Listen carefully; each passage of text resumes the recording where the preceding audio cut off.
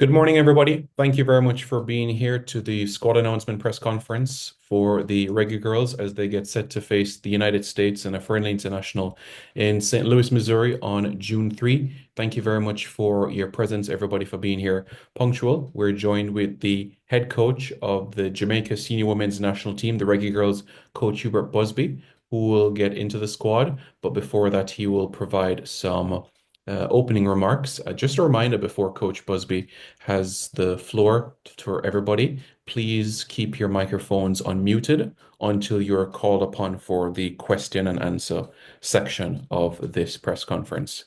So that would be greatly appreciated. Coach Busby, good morning. Over to you, sir. Good morning, Simon. Good morning, distinguished guests from the media. Thanks for joining us here today. Before we go into the squad announcements, just a few things. I just want to take this opportunity to wish the senior men all the best coming up on the Unity Cup as they head to England next week, and also with the World Cup qualifiers that will kind of overlap with our game. So just want to wish them and the staff all the best for that. Also want to take this opportunity to wish Siobhan Wilson. As some of you have known, Siobhan has decided to step away from the game. We've had really good conversations over the last few weeks about her looking to move on. And, she's been absolutely a great servant to her country. She's been obviously a great woman to coach. And the best tribute I can give to her is she's just an absolute phenomenal teammate and just great to have her around. But we're sorry to miss her, or we are going to miss her, but really excited to not see her next chapter in life. And I know, or as she takes the next step in her next career, in the next chapter, I have no doubt she's going to be, she's going to excel there as well. So just really want to wish her all the best. And on behalf of me and the staff and the country to an extent, we thank you for your service. All right, Simon, we can pull up the squad then. All right, I'll go through the squad and then answer any questions that you may have at the end, just to keep it moving and for us to have some flow here. Goalkeepers, we'll have Leah Brooke, Sydney Schneider, Serena Menza. Defenders, Chantel Swaby, Kanya Plummer, Nair Cardoza, Brian Sampson, Allison Swaby. Midfielders, Naima Engleton, Soleil Washington, Amelia Van Zanten, Sade Adamalukan, Atlanta Primus, Denisha Blackwood. Forwards will be Kayla McKenna, Brianna Blades, Shania Hales, Chanel Buckley, Cameron Simmons, Calissa, Kiki Van Zanten, and Jody Brown.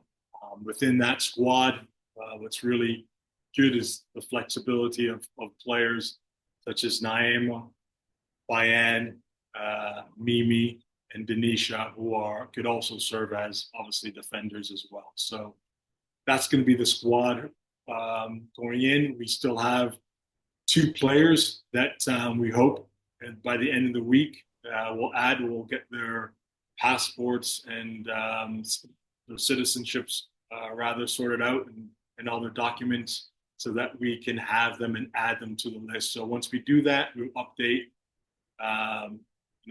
the squad and send that out to the media as well to round out the squad of 23. All right, so that's the squad to play against the U.S. And we'll open up to the floor now for any questions that you may have. Thank you very much, Coach Busby. Really appreciate it. So yes, folks, please indicate by raising your hand.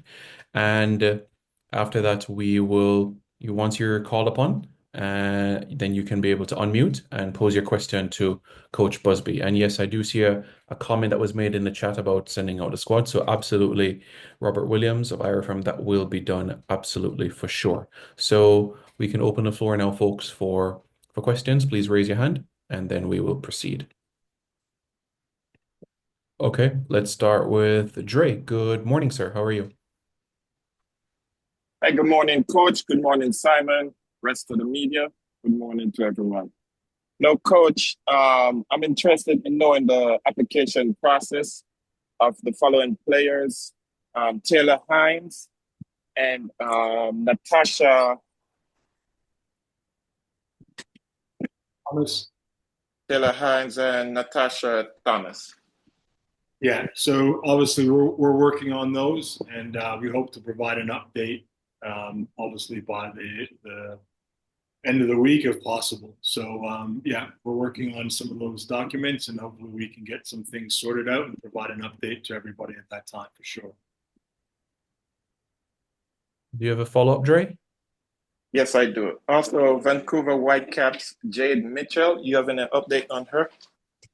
Yeah, she's someone that has come into our program through the U20s, and obviously she won't be in this squad, but somebody that will be in consideration for the England match. Okay, thank you, Coach. You're welcome. Thank you very much, Dre. Any other questions, please go ahead and indicate.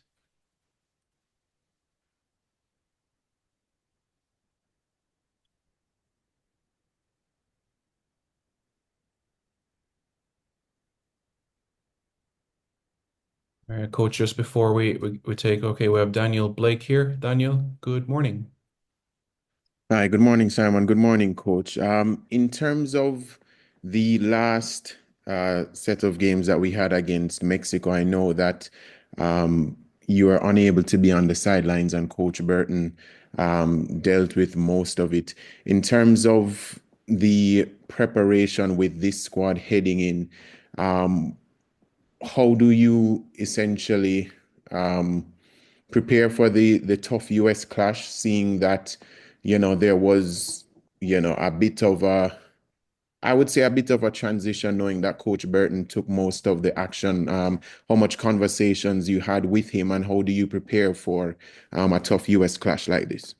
Yeah, I mean, I think first of all, I was fully engaged with what was happening, including the squad and daily basis, and having calls and meetings with staff on a regular basis. So I was kept up to date, including even being able to view the training sessions that were saved. So I was up to speed with all of that. I think as we kind of moved from that game into this one, I think it was really about us, and we looked at a couple of things and some different players into different positions. Um, and we'd had conversations about players and looking to try things, which what these games are about. We know we have our strengths, we have our deficiencies, but we have to be able to utilize these games. I know everyone wants to win every single match. That's what we're here for senior women's national team. But really, these games are for us to be able to experiment and try things. We can't do them in World Cup qualifiers, right? So we have to be able to have this full picture of what it is. There's all these little puzzle pieces that we have to be able to, little jigsaw pieces that we have to be able to put together that allows for us to see this finished product. And again, we're not anywhere close to where it should be yet. I think we're on the process of getting done, and I've always maintained it is always about progression, and sometimes even in that progression, it might not seem like it because the results might not show, but we take the information and we extract it, and we have a better understanding of where we are, and we can put it in our toolbox and we can file it away to say, okay, now understanding of what that is, right? So yeah, so I think it's really about regardless of what kind of transpired, it's the information we're able to extract to move forward with.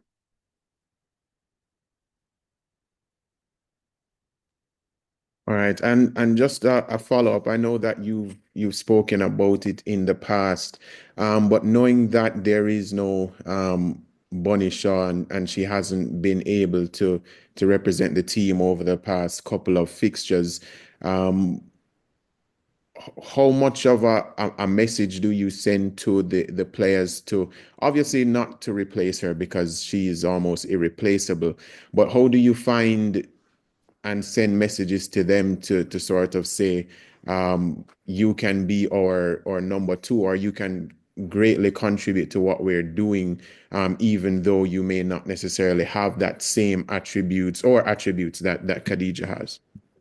Yeah, I think with regards to Bunny, I've gone on record saying, we have to do what's best for her.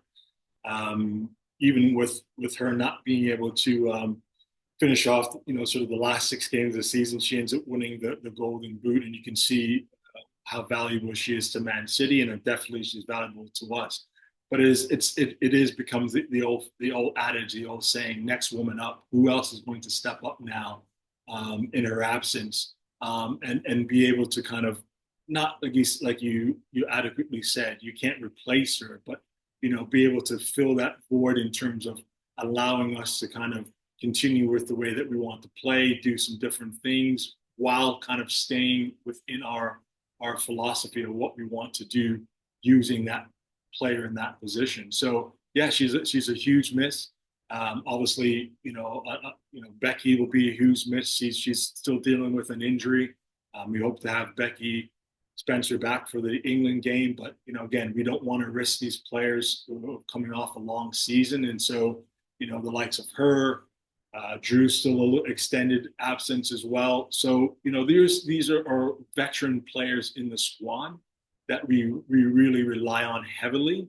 But with them not being there, it provides an opportunity for other players to definitely step up and show what they can do. And the best part about it really is that they're put in some environments where they're going to there's bad stresses and there's good stresses, and this is one where we're going to actually put them in an environment to see how they cope, with those trials and tribulations of playing the best team in the world. But the good thing is, as I've said all along, come the end of this year, we shouldn't fear anybody because we've truly run the gauntlet. We've probably had the hardest fixtures of any women's team in our region this year. And although it hasn't always gone our way, we're able to take those things out. So, we've been able to get some results with Bunny in and some results without the likes of Bunny and some of the veteran players. So, again, it's just an opportunity for a lot of these players to step up and claim a spot and let the coaching staff know that they want a spot on this roster. Thank you, Daniel. Appreciate it. Jason Hall, you can go ahead. Good morning. Morning, Simon. Morning, Coach. Morning, all the media members in the building. Question for you, Coach.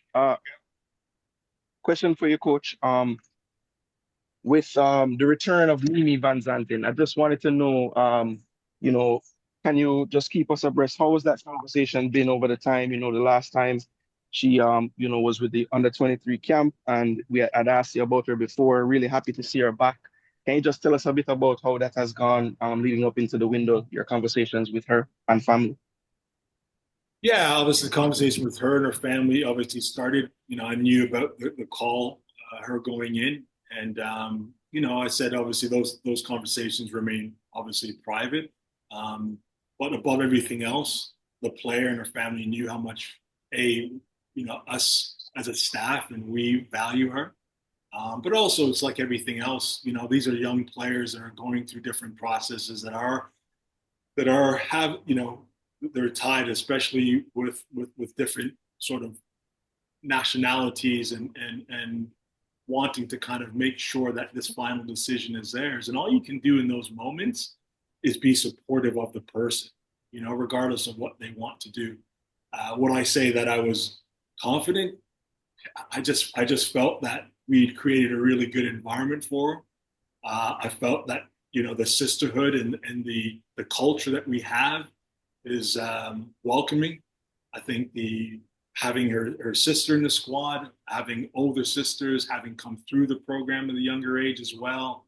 I just felt at that time that I think she was always probably going to make this decision, but I also wanted her and encourage her to do what's right for her and her family. And yeah, we're just excited that she's back, and she's a as you all know, it's an exciting young prospect that, as I said to her, that we hope goes on and has 100 caps for our country.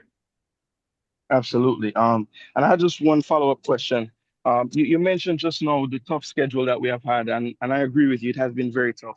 Can you just speak to a little bit about the psyche of the girls, going through some of these experiences, some of the score lines we've been getting, how are you conveying the message to them that this is all a part of the process and they keep that positive mindset? Yeah, I mean, look, there's two sides to it, right? And transparent. These are games that were offered to us. The flip side is, you don't have games to play, and that's not good where we are in the cycle. So at some point, you've got to say, well, listen, as long as we're confident, as long as we're prepared, as long as we have the right preparation, the players and the core have proved that they can go against anybody else. I think the difference between this and compared to things like the World Cup is that you don't have a 6-week launch into those games. But in some of these World Cup qualifiers, you won't. So it's really about relying on some of the veterans, to show them and bring some of these young players on in terms of what the expectation is, what the standard is. Yeah, and it's not going to be, like I said, perfect. But I think for the most part, I think what was really positive coming out of those games is, the players' response is that they didn't have any excuses. Regardless of players, sometimes, we put in different positions. We were very open with each other from technical staff point of view with the players, as well as our leadership group in terms of some of the shortcomings all around where we can improve on. But I was really pleased with the ideas that the leader said, hey, listen, there's no excuses. That we let ourselves down and we need to have a better performance. We're out there to show the world exactly who we are. So I look forward to that. I think I look forward to the young exuberance of the young players who want to go out there and show that they want to stake a claim on this team and show the world that they're up for the task as well. So I think the psyche's been good. I think there's some things that we needed to have conversations and some good, honest conversations about, which is always positive at the end, because as long as you are having honest conversations, you can progress and learn and move on, which is really positive. So yeah, looking forward to the players having a good week of training and putting on a good show against the world's #1 ranked team. Thank you, Jason. Let's now hear from Ricardo Chambers, Sportsmax. Good morning, Ricardo. Yeah, hey, good morning, Simon. Good morning, Coach. Good morning, everyone. Coach, earlier you mentioned about the possibility of Becky returning for the England game. Do we yet have an idea of when Khadija is likely to return, or at least an idea of how her recovery is going? Yeah, I mean, I spoke a few weeks ago. There's real no set timeline on that, and from there, I always kind of, as I've always alluded to, kind of, let the medical staff work with her and their medical team with that. So I right now, it's indefinite. I think again, it's really about like with recovery, it's and where she's at. There's no timeline for her to come back. So it's indefinite right now when she will come back. And again, I'll defer to the medical staff and the people at Man City, along with obviously the most important person in this equation is Bunny in terms of when she's ready. But again, the reality is if you've been out for 6 weeks and you need some time off and then get ready for another season that starts in another 6 weeks time for preseason, it's probably likely that she's going to need some more time to get herself and her strength back to where she should be. If that was best for Bunny coming back within one game, as much as we'd want her, is that was best interest of her, with the idea that both club and country needs her, in the fall. So all those things have to be weighed up. Again, not a medical doctor. Don't try to play one on TV, as they say. So I'm going to defer it to the experts, and they'll provide that information to myself and the technical staff, and we go from there. Thank you, Ricardo. Mr. Spence, good morning. Bertram Spence, go ahead. Good morning, Coach. How you doing? This is Cranky. Hello, can you hear me? Yes, go ahead. So, Coach, if one was to look historically at this region, one would say Jamaica would probably just sit behind the US and Canada in terms of position in the region. The last two games against Mexico to me were very, very disappointing and showed how far the Mexican program has evolved and how they're growing. Are these recent results against Mexico a reflection of a transitional phase? Or are they indicative of deeper issues in the program structure support or talent pipeline? Yeah, I think there's two parts. So I'll go back to the first part. I think traditionally, the top three have been the top three like they've always been for the men, truthfully, though, because the resources, the Mexican Football Federation is the richest federation, arguably now with the US in the region. And they have historically been very good. I think where we've made strides in the last 6 to 8 years has been at the senior team level. But before that, the top four nations on the women's side, and if you look again historically, has been US, Canada, Mexico, Costa Rica, who invest heavily in women's football as well. So to your point, I think there's two sides. I think what has happened with Mexico, it's just probably before the last qualifiers in 22 when we sort of knocked them out. We were moving in that direction in incredible amounts of investment into their women's infrastructure, starting by their men's teams, having full-on, full-time, fully dedicated women's teams that compete well within the region. So you can see that the investment was there, the investment in their youth academies. So the professional clubs really took on that, along with the federation, invested heavily into Mexico since 21. And now you can see the benefits into 2025 and beyond. During that time, to your point, you would also have seen that Mexico, the last cycle, their U20s actually won CONCACAF. So a lot of those players have now matriculated into the senior team. And so now to dovetail into the other part, we do have, and we definitely need to address the players coming through, which is why you see some of the players that we're trying to bring in now. Without qualifying for these tournaments, what that allows is almost for like a bottleneck of players and not having the opportunities for them to gain extra international experience at the U20 level. Because obviously there's nowhere to go. We have a very deep senior pool of players. And so trying to find the opportunities for some of these young players to matriculate through has been challenging, but we're dedicated to that as well. So I think, there has to be a conscious effort of trying to bring those players through. You can see there's a tournament a couple of weeks ago where the U18s kind of went to Turkey. As I kind of alluded to before, there's sort of mostly programs now are starting a U23 program. Is something I did bring up with the chair of the technical committee. That's something we can look into. So there is things behind the scenes that are discussions we have to make sure we can broaden this pool to ensure that we have players coming through. And listen, again, I think that Mexico game is some anomalies, some extenuated circumstances probably didn't help. But it does tend to want to answer or need addressing a much bigger picture that we need to kind of continue to work on.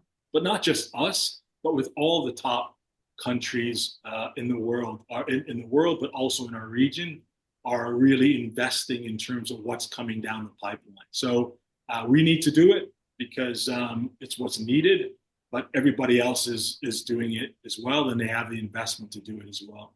So hopefully that sort of answers all those questions to kind of wrap it up. Well, it was one question, Coach. I have another question. Sorry. Yeah. So my second question is this, because Simon only gives us two, as I always reiterate.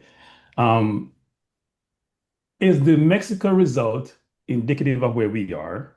And what's your message to fans who may be disheartened by the Mexico result and fear the momentum from the last World Cup or the last two World Cup, especially the last one, maybe the last 16, may be lost? Yeah, I think no, there's no fear. But I think we are romantics as football fans, right? But football moves on. And that cycle and what happened was fantastic, but move on. You see what happens with the best team in the world. They don't get to the final. They reset and you move on from there. Football changes quickly, and we have to be able to change and move on from it. I think there's a foundation, and there's a foundation that we kind of use to launch into the next phase is what we're doing now. But where we are now and where we end up, we're completely two different things because we've just started this sort of this next process again. So in this process, we all want to win matches. We all feel great. We all feel patriotic about winning football matches, and that's ultimately what we're here to do. But in that process, it's not lost on us as a technical staff about things that we need to do to make sure that the games that we're winning are the games that matter most. And I think that's what really can't be lost through this process. So yes, we want to win every football match, point blank, end of story. But within that, you all have to make sure that we're not losing what we need to do. So, like I said, yes, no one wants to lose these matches. I would hard set to say no, or I would not say that that is where it's headed. I would just say the reality is that we have to be able to continue to progress with our plan, and it's not always necessarily shared. But the idea, like we said, is to integrate new players in. Give them a little bit of baptism by fire. So the idea is when they're ready, they won't have that sort of feeling the necessary pressures that come along with it because they would have kind of come through that already, if that makes sense. Thank you very much, Mr. Spence. Appreciate that. Dre, you can take the last question this morning. Hey, Coach. Good morning again, Dre, Anywhere the Sports here. So, is there any new players that's coming in for the World Cup qualifiers apart from the ones we mentioned previously? Yeah, there are. There are. There's obviously name names, but there's about 5 or 6 quality players again that have that just again kind of waiting this process. This documentation process takes times, but they're quality players that have pledged their commitment. There's players that I've met with them and their families, whether it be by Zoom or in person in Europe, to kind of speak about the program and kind of outlay not just their role within the program, but how we see the program moving forward and their buy-in in terms of how they want to get beyond it. With that said, there's a lot of young players who have committed themselves to Jamaica, U20 players who have dual nationalities, sometimes triple nationalities that are really excited about representing their country, a country that they, at home, they always feel Jamaican, even if they're not, they're always Jamaican, even if they're not physically in Jamaica, that we're really excited to have them be a part of it. And so, yeah, the challenge is really, Dre, is to get all these players coming through at the right time. I wish we had more camps and maybe with funding we can get camps outside of the windows. But we're excited about the pool of players that we still have to come in, mostly because obviously, sharp iron sharpens iron, and it makes the group really competitive. And I think obviously that's what's needed now too. Some young, hungry players coming in to continue to raise the bar, push the standard, and the older or veteran players, kind of maintaining that standard and showing what's needed to push on as well. So yeah, it's been a little bit, it's a little bit, we have to be a little bit more patient. It's a little bit frustrating at times, but we understand that it's a process that we see that's playing out, and we just have to allow it to take its course, and hopefully we can get some, get some solutions or, about these players coming through in the next little while. Yep, thank you, Dre. Yes, Cronky, you had raised your hand, so we're going to take Cronky as the last one this morning. Go ahead, Mr. Spence. So, Coach, the concept or the idea of documentation seems to be a problem when we're trying to naturalize individuals, both for the men's and the boys junior team and the women's and girls junior team. Has there been any consideration, discussion, engagement, getting together to talk through how can we make the process much more efficient and much more effective to allow players to be naturalized expeditiously? We were working with them directly and their agents and others to understand what is required, what is needed. And there are designated areas in PICA that work on this to get this done. It's very frustrating for stakeholders and fans, for example, to hear of players who are in the pipeline. And for some players, I'm gonna give you an example. Demari Gray took maybe 2 years. The other players who I'm gonna have discussion with who are still in the process and cannot get their documentation finalized. And I know in some countries, there's an expeditious process like a VIP where you have individuals with certain skill sets that are expedited through the process because they're a need versus a want. Any perspective on this? I mean, you're spot on. I mean, I think every coach that's come or sat here before, and we speak about it. Again, it's frustrating. But again, we have to go through this process, and those discussions are being had. Obviously, some of them further up the ladder. All we can do is continue to ask the questions of what needs to happen along those matters. But it's going to take some people sitting down in those positions to try to work together, with the PICA and necessary people to make it work. And but discussions definitely take place, and probably need to kind of continue to take place so we can expedite this process, because it really shouldn't take this long.